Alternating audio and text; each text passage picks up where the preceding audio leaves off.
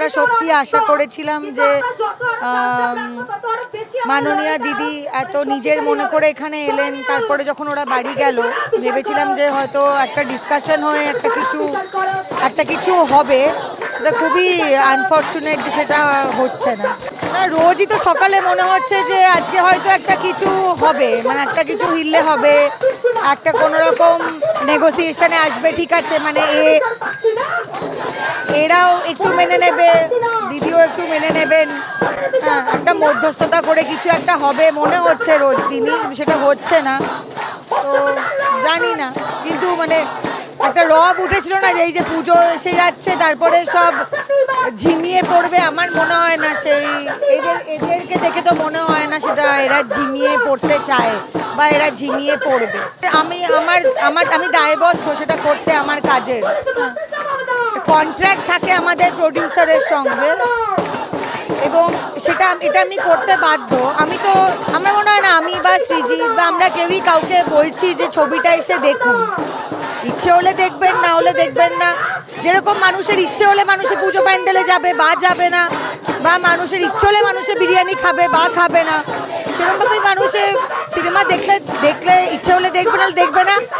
মানুষের কাছে যেটা বিনোদন সেটা আমার কাছে কাজ, ওটাতেই আমার সংসার চলে। তো একটা কাজ করেছি জানুয়ারি মাসে, তখন তো এই পরিস্থিতি ছিল না। তো কাজটা যখন রিলিজ করছে তখন মানুষকে তো জানাবোই যে কাজটা রিলিজ করছে। তো আর এই ছবিটার প্রডিউসার দেব, তিনি তো মানে ওনার তো একটা পলিটিক্যাল আইডেন্টিটিও আছে। হ্যাঁ, তো এটা খুবই অদ্ভুত যে যিনি প্রডিউসার ওনাকে লোকেরা কটাক্ষ করছে না, উনি কিন্তু টিএমসির এমপি, কিন্তু আমাকে করছে। তো এটা খুবই একটা মানে খুবই ফানি বিষয়টা, খুবই হাস্যকর।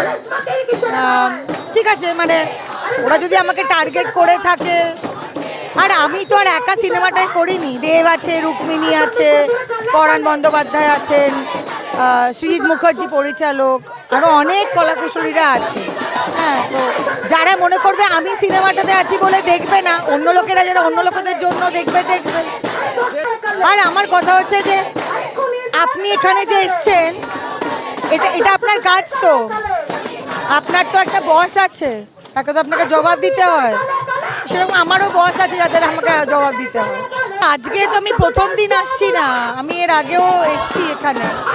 এই 6 দিনের মধ্যে এটা 3 নম্বর দিন আমি এসছি। হ্যাঁ, তো এরকমও অনেক সময় অনেকেই আসে পাবলিক ফিগার যখন আপনারা এখানে থাকেন না।